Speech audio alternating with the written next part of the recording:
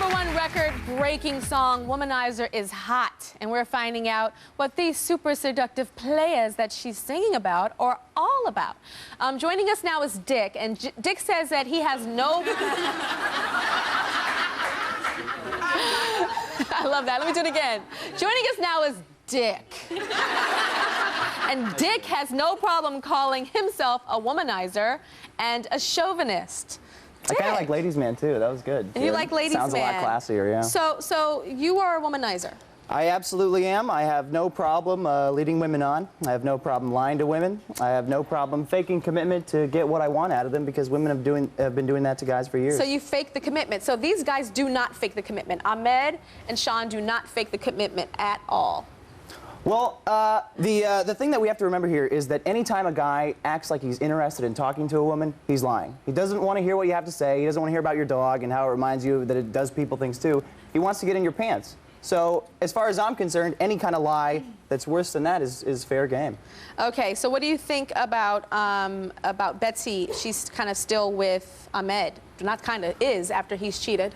Well, the other thing about womanizers, specifically you two guys, is that no matter what we do, if you're a UPS guy, if you're an attorney, if you're the greatest lover in the world, the fact that you're unattainable makes you more desirable to women. So no matter what you do, she's gonna still be on your jock until the day you die, as long as you keep that chauvinistic attitude going. Do you agree with that, Ahmed? So she's always gonna be there. Betsy's always gonna be there. What? This is Betsy. Yeah, right. I mean, I think his words are a little more blunt and graphic, you know what I'm saying, to the point, and a lot of people are, you know, turned off by it. But I think as a man, you want to lead and you want to leave something to the imagination, you know what I'm saying?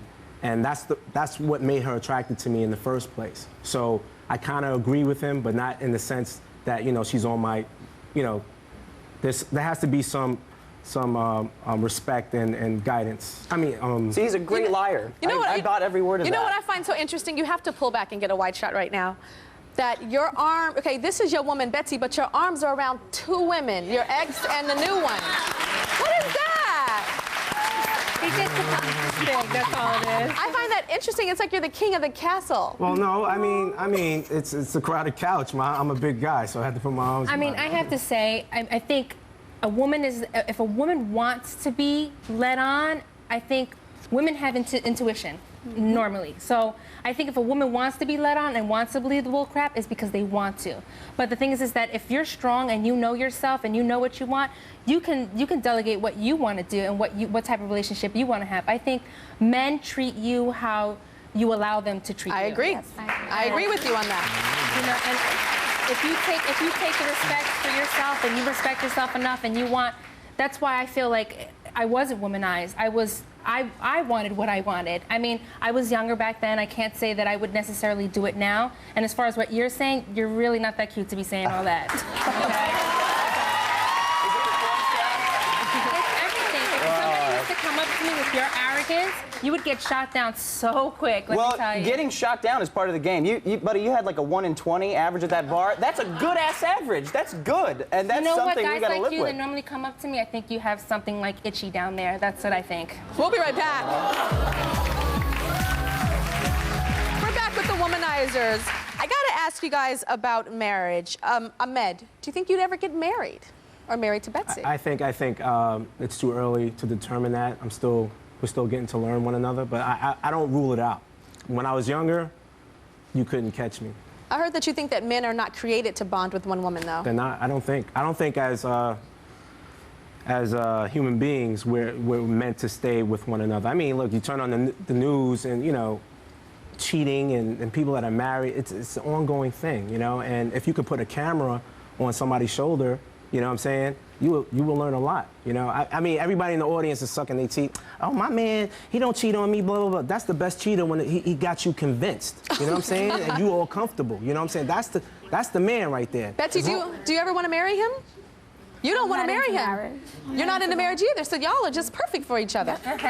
Wow. Okay, so you say that marriage is not biological for a man, XYZ, but tell me, there's a reason why you think in your life, with your childhood, as to why you are a womanizer or reformed, whatever you might call it now. I think There is a detachment. There is a detachment with me and my feelings when it comes to women, and based off of maybe feeling a void, I did what I did. Me and my mother, at a young age, me and my mother were tight. She was a single parent, and she was independent, and I looked up to her. She was my mother and my father. She did what she had to do, master's degree, blah, blah, blah. And then she got married, then put her career and herself on the back burner for a man, had his kids, and he just broke out on her.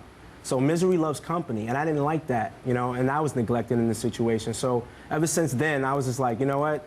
I might do what I do. Did you become detached from your mother at that time? Me and my mother didn't get along. So I left at a young age, and ever since then, it was just like my attitude was F women. You know what I'm saying? It's like, I'm not gonna deal with a woman that's emotionally weak and not independent. You know what I'm saying? I'm not attracted to women like that. I'm not attracted to women that give up their careers just to satisfy a man. You know what I'm saying?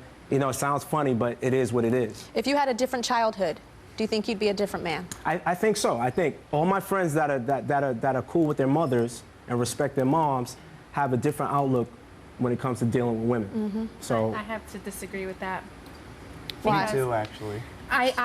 I'm recently separated, and he's supposed to be an honorable man and a total mama's boy, and I've never been treated badly in my relationships. I have to say, yeah, I've had bad things happen. I mean, just like anybody, but he turned around to be very verbally abusive. I mean, he just, and then I remember there was a certain instance where he came at me, and his mother came downstairs and said, "You shouldn't have said anything to him." And it just really struck me that he was coming at me being abusive, and her prodigy son could do no wrong, even if he was totally in the wrong. Well, that was the problem with him. Yes. Do you know what I'm saying? That he had no repercussions for his actions. Right. No matter what he did, his mother thought it was okay. Everything was okay. I think that there's different reasons why people are the way that they are. I think that, Ahmed, you are a womanizer because of your situation with your mother. There could be a mama's boy that's a womanizer because his mom said he could do no wrong, and so he feels like the world is his oyster. I think there's a million different reasons why. But I want to thank you for being honest about it today, because you'd be the last person that I would thought that would talk vulnerability, Ahmed, right? I was like, he's talking about his pain and his mom, and I think that's really honorable. And I think that's the first step of knowing why you are the way that you are. We'll be right back.